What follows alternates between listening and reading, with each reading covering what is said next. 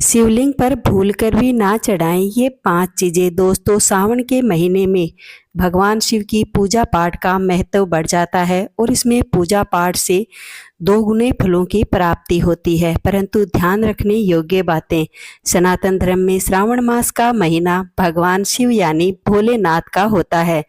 कहते हैं भोलेनाथ अपने भक्तों के मन की बहुत जल्दी सुनते हैं। मन से पूजा करने से भगवान शिव अत्यंत प्रसन्न होते हैं, इसीलिए वे सबसे प्रिय देवता माने जाते हैं। भगवान शिव की पूजा पाठ से जुड़ी कुछ बातों को ध्यान रखना बहुत जरूरी होता है।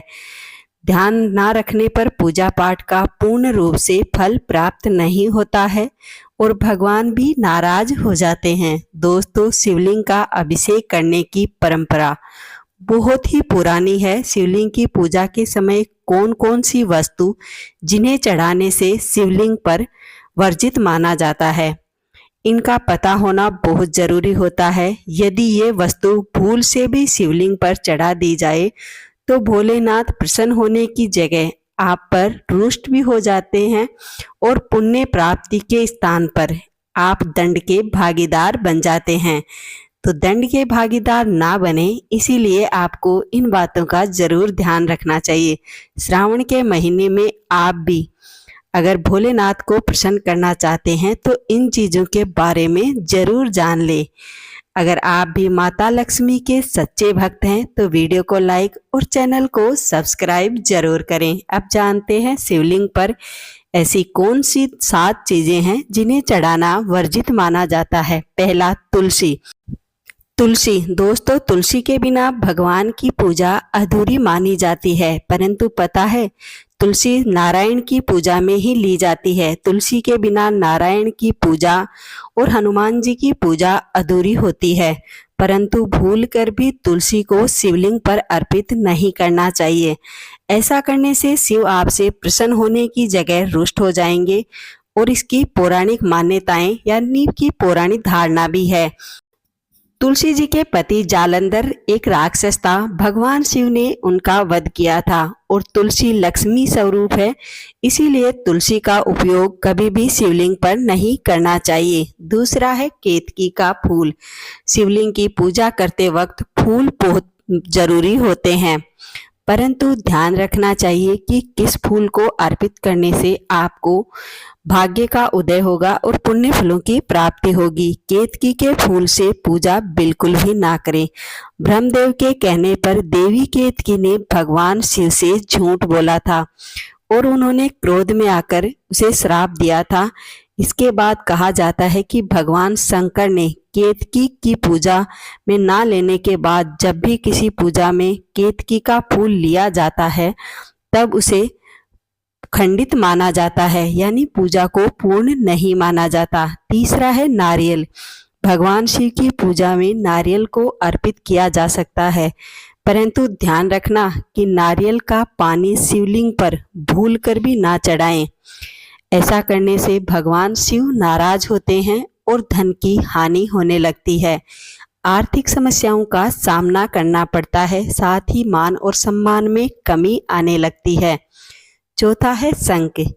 घर हो या मंदिर, जब भी पूजा के दौरान शंख बजाया जाता है तो बड़ा शुभ होता है, सकारात्मक ऊर्जा आती है।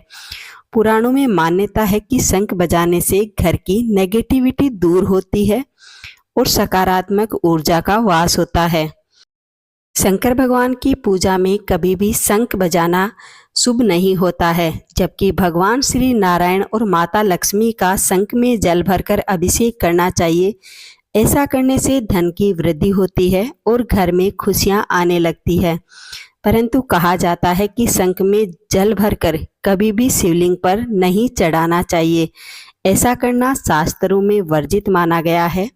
कहा जाता है कि पूर्व काल में भगवान शंकर ने शंखचूड़ नामक राक्षस का वध किया था। इसी कारण शंख या शंख से जल भरकर भगवान शंकर पर नहीं चढ़ाया जाता है, इसलिए भगवान शंकर की पूजा में भूल से भी शंख ना बजाएं। 5वां, चावल चढ़ाने से शिवलिंग की पूजा पूर्ण मानी जाती है, परंतु भगवान शिव को चावल अति प्रिय होने के साथ साथ ध्यान रखें कि कभी भी टूटे हुए चावल यानी खंडित चावल शिवलिंग पर नहीं चढ़ाना चाहिए। ऐसा करने से भगवान शंकर रुष्ट हो जाते हैं और शिवलिंग की पूजा अधूरी मानी जाती है। किसी भी देवी देवता की पूजा करते वक्त चावल बिल्कुल भी खंडित ना हो, ये जरूर ध्यान रखें। छठा है काला तिल। श्रावण मास में कई लोग शिवजी को जल अर्पित करते समय दूध व जल में काले तिल डालकर चढ़ाते हैं।